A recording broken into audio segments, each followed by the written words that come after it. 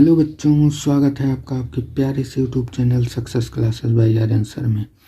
बच्चों, आज हम लोग पढ़ने वाले हैं क्लास 12th मैथ के 5 महत्वपूर्ण प्रश्न। ये आपके 100% एनसीईआरटी हैं। टोटल एनसीईआरटी बेस्ड क्वेश्चन है, यानी जो आपकी एनसीईआरटी बुक है उससे हम आपके लिए लेकर आए हैं 5 मोस्ट इम्पॉर्टेंट क्वेश्चन। ये 3 मोस्ट इम्पॉर्टेंट चैप्टर के 5 क्वेश्चन है। आपको 5 क्वेश्चन सॉल्व कराए जाएंगे। बहुत ध्यान से देखिएगा, क्योंकि ये आपके 95% 29 फरवरी को जो पेपर होने वाला है मैथ का, उसमें 95% यहीं से पूछा जाता है। तो ये वीडियो बहुत ही इम्पोर्टेंट होने वाली है। आप लोग बीच में छोड़ के इसे मत जाइएगा। अगर बीच में छोड़ के जाते हैं तो नुकसान आपका होगा, इसलिए वीडियो में बने रहिए अंत तक। चलिए शुरू करते हैं आज का अपना क्वेश्चन।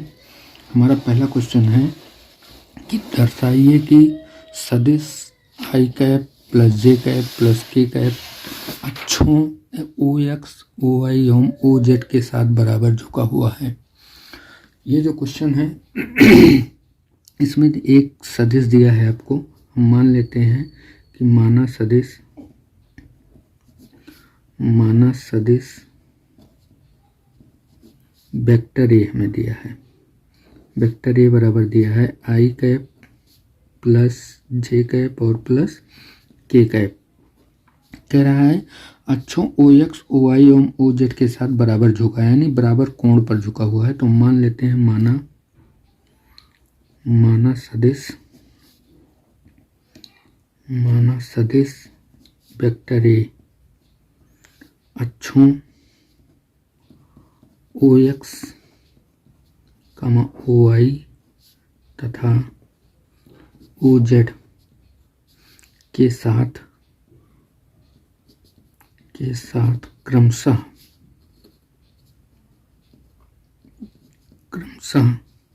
अल्फा बीटा व गामा कोण बनाते हैं।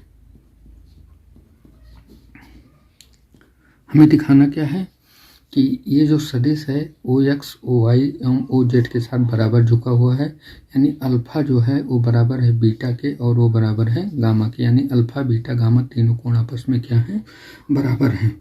तो हम लोग जानते हैं कि कोसाइन जो होते हैं वो क्या होते हैं, एल एम और एन। एल बराबर होता है कॉस अल्फा के, एल बराबर कॉस अल्फा के, और कॉस अल्फा क्या है, मान लेते हैं इस ए सदिश का ओ एक्स के साथ जो है झुका हुआ है।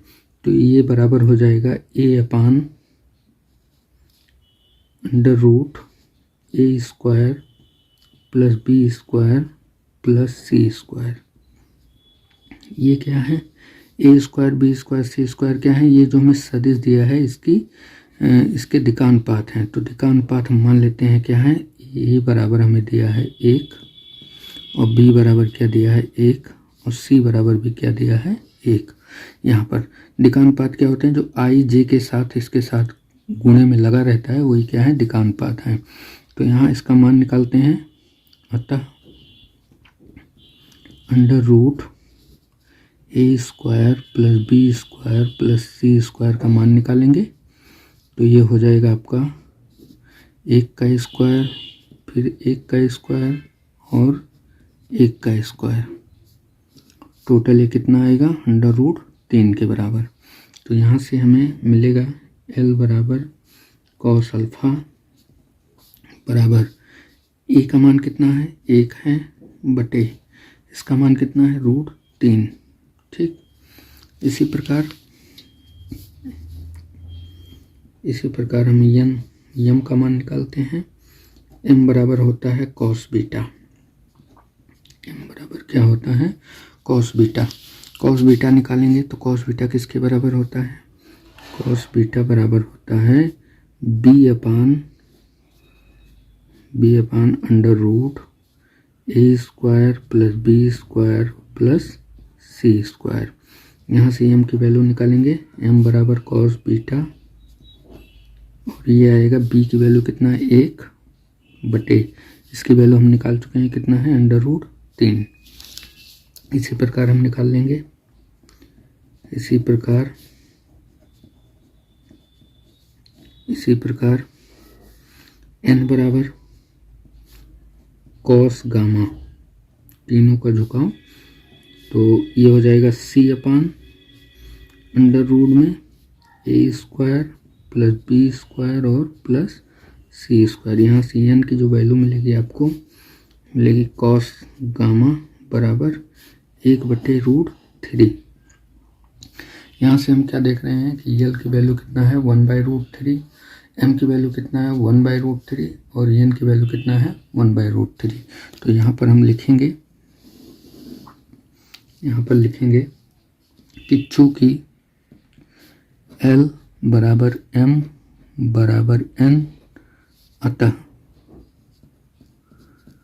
इसको यल किसके बराबर है कॉस अल्फा के, तो इसको लिख सकते हैं कॉस अल्फा बराबर कॉस बीटा बराबर कॉस गामा, या हम इसको लिख सकते हैं कि अल्फा बराबर बीटा बराबर गामा। बस ये हो गया आपका आंसर। यहाँ पे आंसर आप लोग लिख लीजिएगा। अतः तीनों सदिश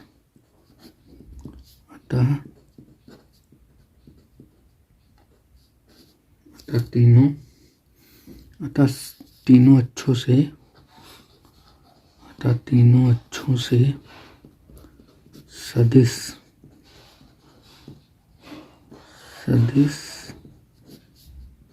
वेक्टर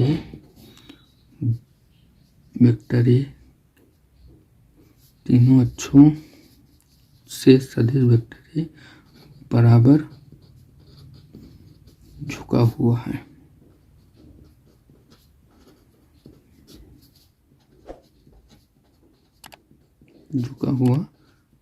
ये हो गया आपका आंसर। समझ में आया होगा आप लोगों को। चलिए बढ़ते हैं अपने अगले क्वेश्चन की ओर। अगला क्वेश्चन जो है हमारा क्या है, देखते हैं इसको। अगला क्वेश्चन कह रहा है कि मान लीजिए वेक्टर बी और वेक्टर सी तीन सदिश इस प्रकार हैं कि मॉड ऑफ वेक्टर ए बराबर 3, मॉड ऑफ वेक्टर बी बराबर 4 और मॉड ऑफ वेक्टर सी बराबर 5 और इनमें से प्रत्येक अन्य दो सदिशों के योगफल पर लंबवत है, तो mod of vector A plus vector B plus vector C ज्ञात कीजिए। ठीक है, बहुत अच्छा क्वेश्चन है, कई बार ये आपके बोर्ड पेपर में आया है, बहुत इंपॉर्टेंट क्वेश्चन है। ध्यान से देखिए यहाँ में जो दिया है उसको लिख लेते हैं। पहले में दिया क्या है,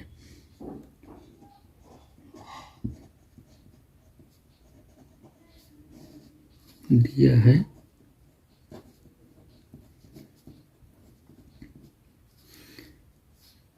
मॉड ऑफ वेक्टर ए बराबर 3, मॉड ऑफ वेक्टर बी बराबर 4 और मॉड ऑफ वेक्टर सी बराबर दिया है 5।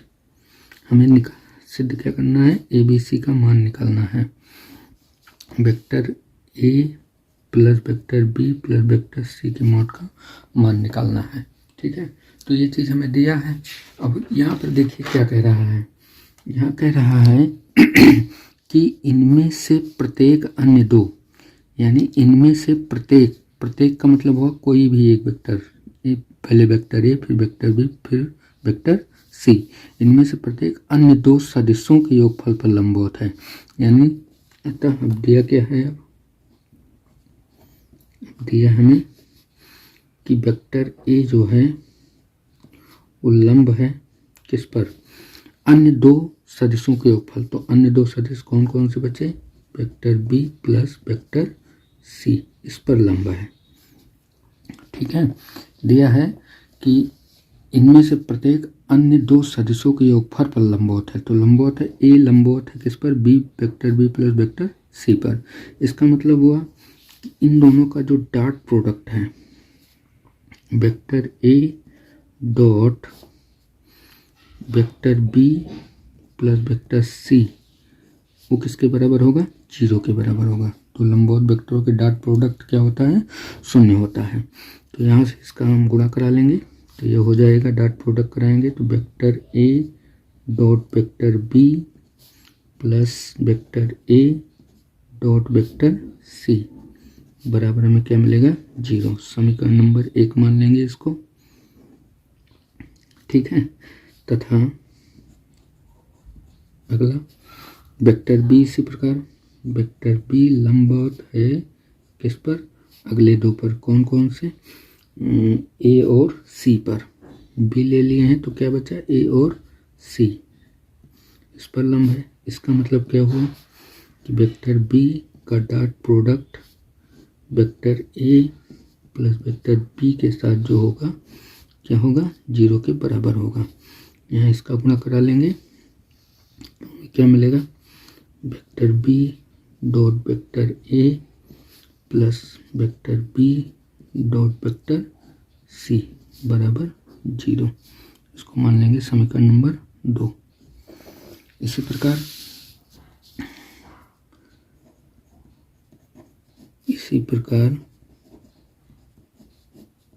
वेक्टर सी जो है वो लंब है किस पर, अन्य दो पर। कौन कौन से बचे, वेक्टर ए और प्लस वेक्टर बी।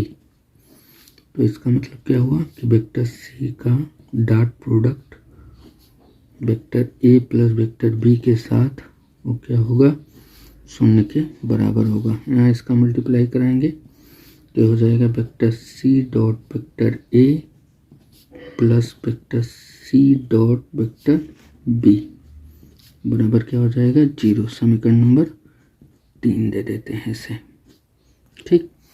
अब हमें मान किसका निकालना है, मान इसका निकालना है।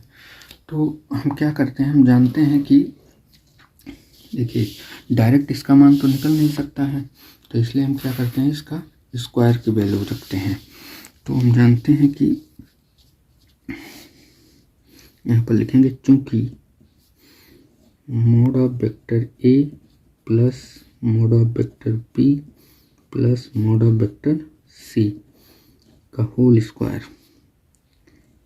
मोड है का होल स्क्वायर बराबर होगा vector A plus vector B plus vector C का 2 बार dot product, vector A plus vector B plus vector C, ठीक। ये लिखेंगे यहाँ चूंकि क्या होता है, mod of A square mod of vector A का स्क्वायर बराबर हम लिख सकते हैं क्या, vector A dot vector A. ये फॉर्मूला होता है तो इसके अकॉर्डिंग हमने इसको लिख दिया, ठीक है भाई। ये देखते हैं, इसको ओपन करेंगे तो यहाँ देखिए vector A plus vector B plus vector C का होल स्क्वायर बराबर इसका डॉट प्रोडक्ट कराएंगे, ए को 3 से, फिर बी को 3 से, फिर सी को 3 से, ठीक है। तो ये हो जाएगा vector A dot vector A plus vector A dot vector B plus vector A dot vector C. अब बी को उठा के 3 के साथ कराएंगे तो हो जाएगा vector B dot vector A plus vector B dot vector B plus vector B dot vector C. अब सी को उठा के 3 के साथ कराएंगे तो ये मिलेगा हमें vector C dot vector A plus vector C dot vector B plus vector C dot vector C. अब देखिए यहाँ पर ये जो है vector A dot A vector B dot vector B और vector C dot vector C, इस फॉर्मूले के अकॉर्डिंग मॉड का स्क्वायर लगा देंगे यहाँ पर। तो यहाँ पर हो जाएगा आपका mod of vector A plus B plus C का होल स्क्वायर बराबर, इसको हम लिख सकते हैं मॉड ऑफ वेक्टर ए का स्क्वायर, इसको हम लिख सकते हैं मॉड ऑफ वेक्टर बी का स्क्वायर, इसको हम लिख सकते हैं मॉड ऑफ वेक्टर सी का स्क्वायर। जो बचा अब उसको लिख लीजिए, क्या बचा है, vector A dot vector B plus vector A dot vector C, ये बचा। और क्या बचा है, plus vector B dot vector A plus vector B dot vector C. फिर क्या बचा है, vector C dot vector A plus vector C dot vector B. अब यहाँ से देखिए, vector A dot vector B plus vector A dot vector C यहाँ समीकरण 1 में है, ठीक है। और ये वाला ये इतना कॉम्बिनेशन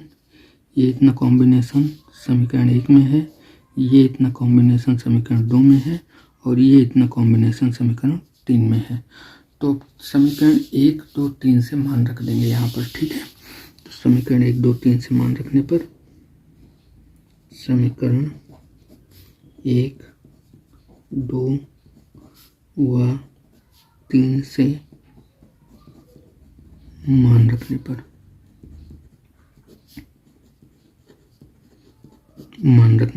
यहाँ मान रख देंगे तो हमें क्या मिलेगा, mod of vector A plus vector B plus vector C का होल स्क्वायर बराबर मोड ऑफ ए का मान दिया गया है हमें। यहाँ पर देखिए, ए का मान कितना है 3 है, बी का मान कितना है 4, सी का मान कितना है 5।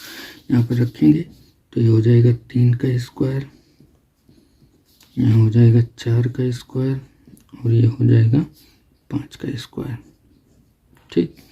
प्लस ये समीकरण 1 से कितना है 0, ये समीकरण 2 से कितना है 0, ये समीकरण 3 से कितना है 0। इसको सॉल्व करेंगे, vector A plus vector B plus vector C का होल स्क्वायर बराबर 3 त्रिक 9, 4 चौक 16 और 5 25, ठीक। इसको हम थोड़ा यहाँ सॉल्व कर लेते हैं, जगह की कमी है, यहाँ पर सॉल्व करते हैं। देखिए, अब इसको यहाँ पर जोड़ लेंगे, 16 9 25, 16 9 25, 25 कितना हो जाएगा 50। यहाँ पर हमें मिलेगा कि mod of vector A plus vector B और प्लस वेक्टर सी का होल स्क्वायर बराबर 50। स्क्वायर को इधर भेज देंगे तो mod of vector A plus vector B plus vector C बराबर हमें मिलेगा √50। इसका अंडर रूट ले लेंगे तो कितना आएगा, A plus vector B plus vector C बराबर जो हमें मिलेगा वो क्या मिलेगा, 5√2। ये हो जाएगा आपका आंसर।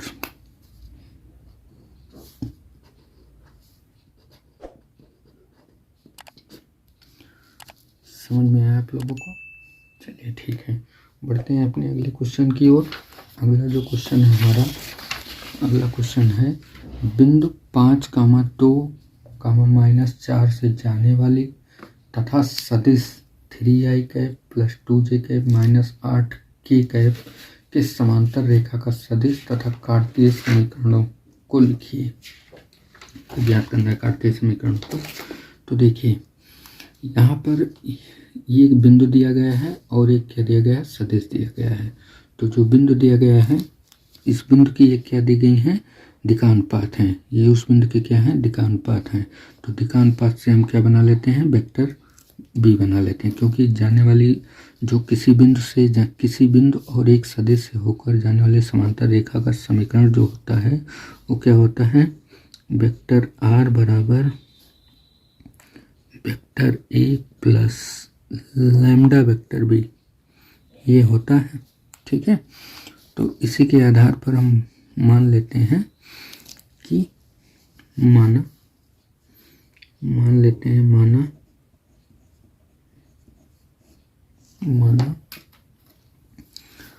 वेक्टर ए, इसको मान लेते हैं क्या है, वेक्टर ए है। ये वेक्टर ए बराबर दिया है 5i cap plus 2j cap और माइनस 4k कैप, ये हमें दिया है।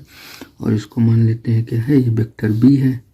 तो वेक्टर बी बराबर क्या दिया है हमें, 3i cap plus 2j cap और माइनस 8k कैप, ये इतना दिया है। ठीक, अब रेखा का जो समीकरण होता है, अतः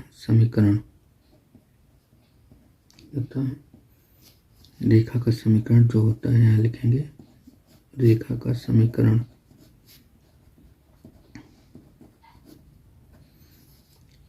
वेक्टर r बराबर vector a plus lambda vector b। ठीक है,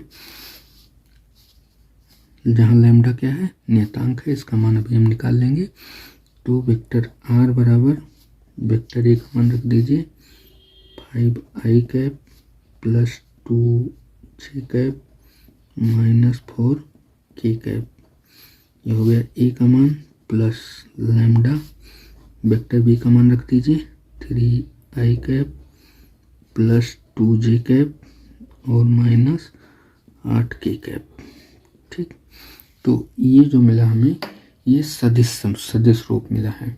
कौन सा रूप मिला है हमें? सदिश रूप मिला है। यहाँ पर लिख लेंगे यह रेखा का सदिश समीकरण है। यह रेखा का सदिश समीकरण है।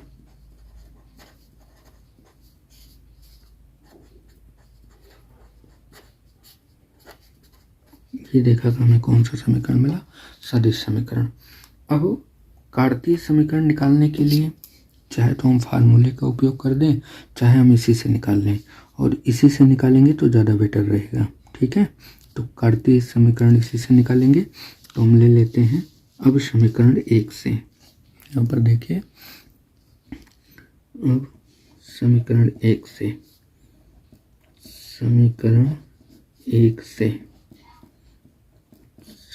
से पुनः लेंगे तो वेक्टर r बराबर हमें क्या है, 5i cap plus 2j cap minus 4k cap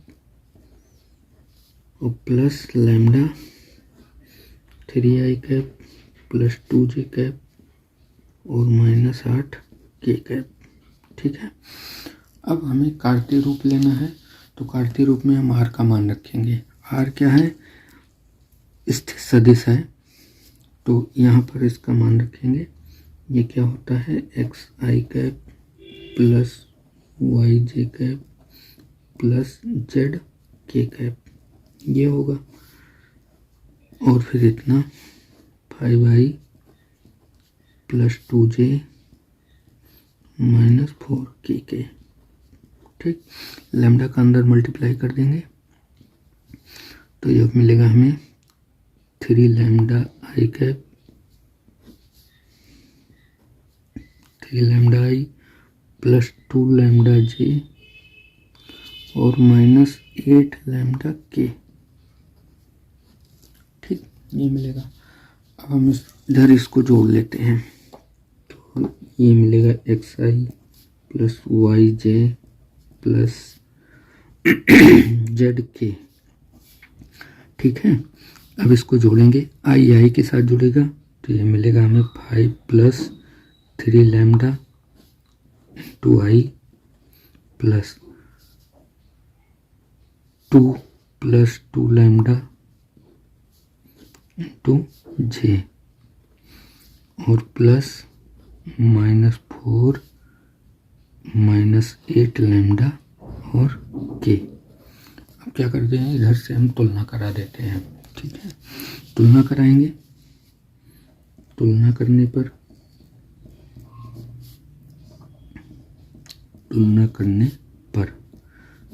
पर हमें x बराबर क्या मिलेगा, x बराबर मिलेगा 5 प्लस 3 लैम्डा। y बराबर हमें क्या मिलेगा, y बराबर हमें मिलेगा 2 प्लस 2 लैम्डा। और z बराबर हमें क्या मिलेगा, माइनस 4 और माइनस 8 लैम्डा। ठीक है, यहाँ से क्या करते हैं, हम लैम्डा की वैल्यू निकाल लेंगे। तीनों जगह लैम्डा की वैल्यू आ जाएगी, और जो लैम्डा की वैल्यू आ जाएगी वो तीनों लैम्डा आपस में क्या होंगे, बराबर होंगे। वही क्या हो जाएगा, आपका कार्तीय रूप हो जाएगा। यहाँ से हम 5 को इधर भेज देते हैं तो ये मिलेगा 3 लैम्डा बराबर x माइनस 5 और यहाँ से लैम्डा की वैल्यू जो आएगी वो आएगी x माइनस 5/3। यहाँ पर देखें 2 को इधर भेज देते हैं तो मिलेगा हमें 2 लैम्डा बराबर y माइनस 2 और लैम्डा बराबर हमें क्या मिल जाएगा y माइनस 2/2। इधर देखिए इसको इधर कर देंगे तो ये हो जाएगा z 8 लैम्डा की वजह इसको z प्लस 4 कर देते हैं।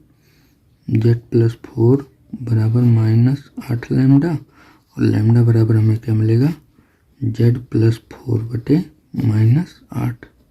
यहाँ पर हम लिख सकते हैं अतः यहाँ देखिए ये भी लैम्डा की वैल्यू, ये भी लैम्डा की वैल्यू, ये भी लैम्डा की वैल्यू, तीनों लैम्डा आपस में बराबर हैं।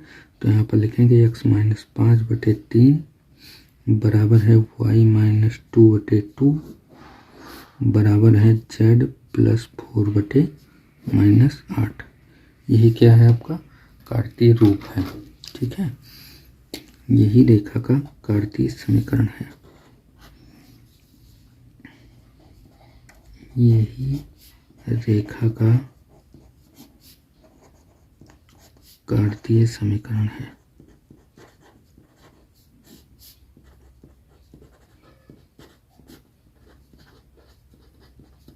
ये हो जाएगा आपका आंसर। ठीक, समझ में आया आप लोगों को? चलिए ठीक है, बढ़ते हैं अपने चौथे क्वेश्चन की तरफ। चौथा क्वेश्चन हमारा क्या है? चौथा क्वेश्चन है ए और बी ऐसी घटनाएं दी गई हैं जहां घटना ए की जो प्रायिकता है वो कितना है 1/2 है। पी ए यूनियन बी बराबर दिया गया है 3/5, यानी ए यूनियन बी की जो प्रायिकता है वो 3/5 दी गई है और पी बी यानी बी घटना की जो प्रायिकता है वो पी दी गई है। तो कह रहा है तो पी का मान ज्ञात कीजिए। यदि पहला क्वेश्चन दिया है इसमें घटनाएं परस्पर अपवर्जीय हैं और दूसरा है घटनाएं क्या है स्वतंत्र हैं। तो हम जानते हैं कि इसमें दिया क्या है, पहले देखिए सॉल्यूशन करते हैं, इसका सॉल्यूशन निकालते हैं। देखिए सॉल्यूशन में दिया क्या है पहले लिख लेते हैं। दिया है पी ए यानी ए घटना की प्रायिकता कितना दिया है 1/2 दिया है। पी ए यूनियन बी बराबर दिया हमें 3/5 और पी घटना की जो प्रायिकता दी गई है वो कितना दी गई है पी दी गई है। इसी पी का मान हमें निकालना है। लेकिन पहला क्वेश्चन क्या है? पहला क्वेश्चन हम लोग सॉल्व करेंगे कि जब घटनाएं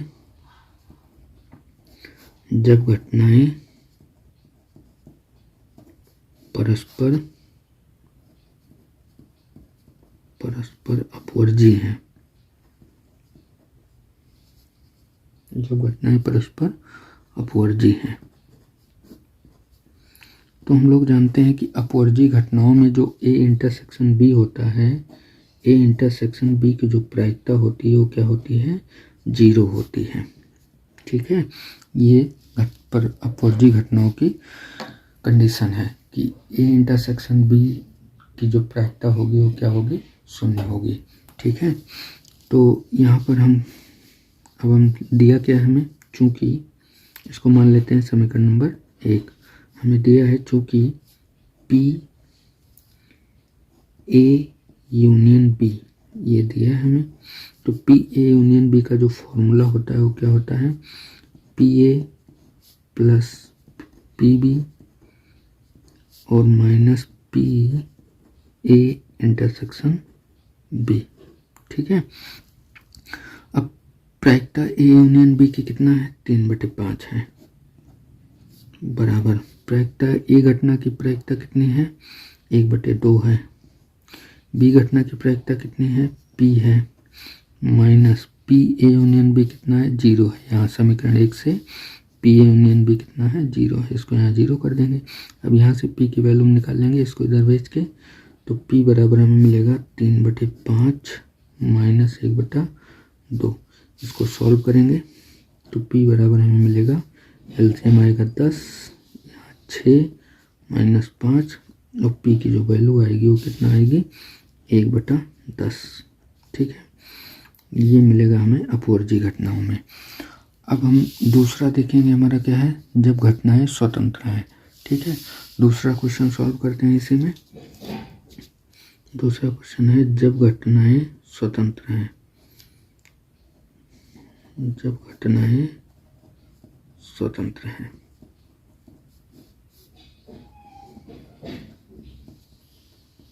स्वतंत्र हैं, तो जब घटनाएं स्वतंत्र हैं इस समय क्या होगा।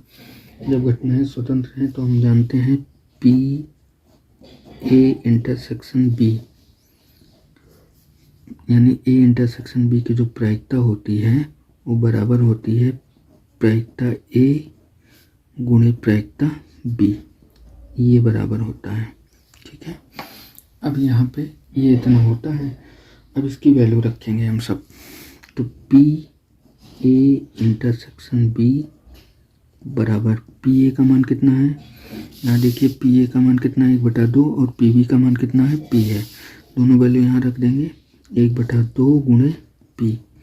यहाँ से हमें पी ए इंटरसेक्शन बी जो मिलेगा वो कितना मिलेगा p/2। अब यहाँ से फिर यूनियन वाला फार्मूला लगाएंगे, क्योंकि पी ए यूनियन बी बराबर क्या होता है, ए घटना की प्रायिकता प्लस बी घटना की प्रायिकता और minus P A intersection B. ठीक है, ए यूनियन बी कितना दिया गया है आपको 3/5 बराबर 1/2 प्लस ये आपको कितना दिया गया P minus A intersection B. A intersection B यहाँ से देखिए कितना आया है हमारा p/2। यहाँ चाहे इसको नाम दे दीजिए समीकरण नंबर 2 और यहाँ ब्रैकेट में लिख लीजिए समीकरण 2 से। ठीक है, ताकि आप लोगों को समझ में आ जाए समीकरण 2 से। ऐसे यहाँ भी हमने लिया था, ये है समीकरण 1 से, समीकरण 1 से। ठीक, अब आपको समझ में आएगा। देखिए इसको सॉल्व करेंगे, यहाँ से इसको इधर भेज देते हैं, ये आ जाएगा 3/5 माइनस 1/2 और बराबर इसका एलसीएम ले लेते हैं, हो जाएगा 2p माइनस p/2। इसको इधर सॉल्व कर लेते हैं। यहाँ पर इसको सॉल्व करेंगे, इसका एलसीएम लेंगे यहाँ पर, तो कितना आएगा 10 एलसीएम आएगा और यहाँ 6 माइनस 5 हो जाएगा और बराबर यहाँ आएगा p/2। 2 से इसको डिवाइड कर देंगे 5 आ जाएगा और यहाँ पर आपको मिलेगा 1/5 बराबर p/2। ठीक, p/1 यहाँ 1 बचा है ना, p/1 क्रॉस मल्टीप्लाई कराएंगे तो 5p बराबर हमें क्या मिलेगा 1 और p की वैल्यू यहाँ से हमें मिलेगी 1/5। ये हो जाएगा आंसर। ठीक,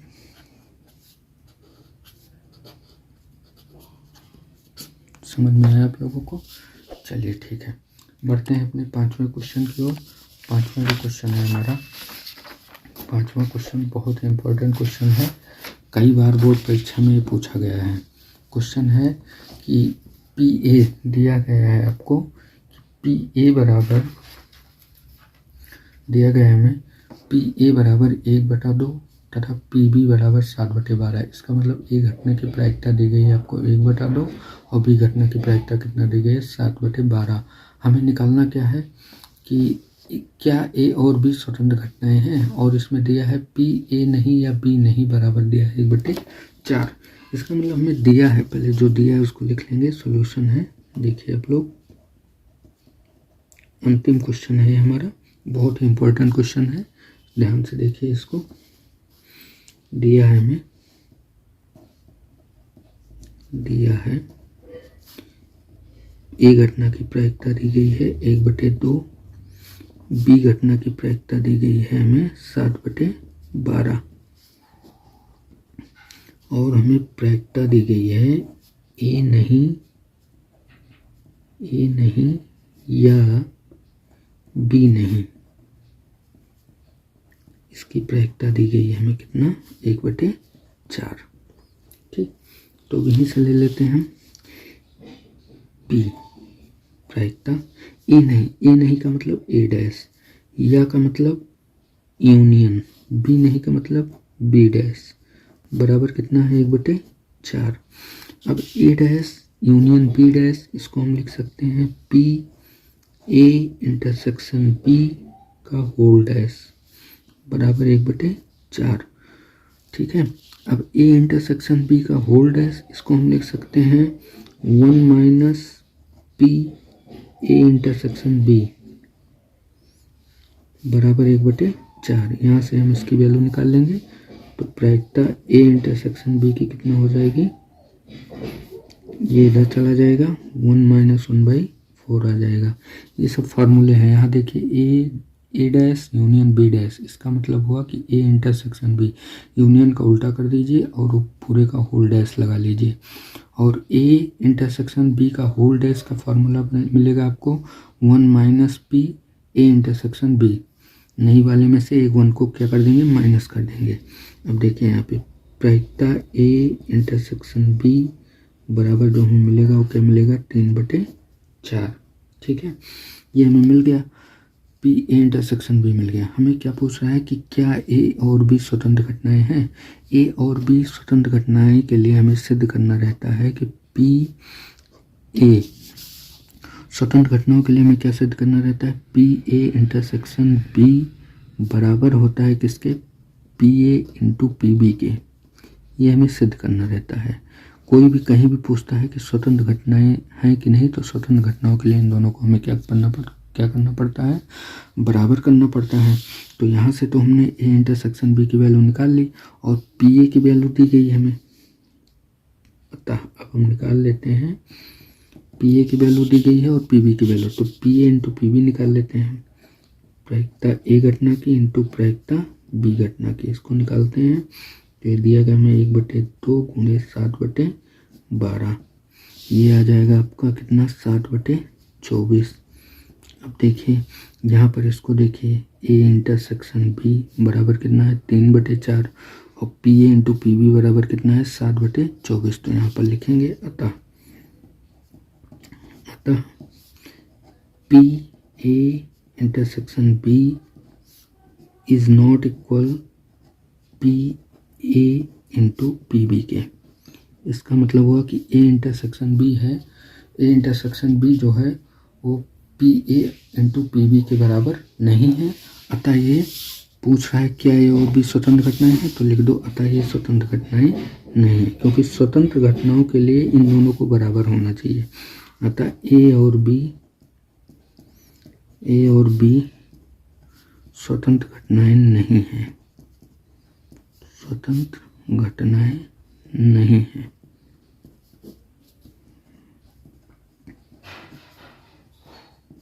ये हो जाएगा आपका आंसर। ठीक, तो इस तरीके से हमने 5 क्वेश्चन सॉल्व कर लिए, जो आपके बोर्ड परीक्षा की दृष्टि से बहुत ही इम्पोर्टेंट क्वेश्चन है। ऐसे ही क्वेश्चन पाने के लिए वीडियो में बने रहिए, और अभी तक आपने अगर चैनल को सब्सक्राइब नहीं किया है तो चैनल को सब्सक्राइब कर लें तथा बेल आइकॉन को भी प्रेस कर लें, जिससे हमारी आने वाली वीडियो की नोटिफिकेशन आपको मिले।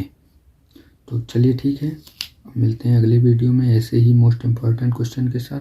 तब तक के लिए जय हिंद।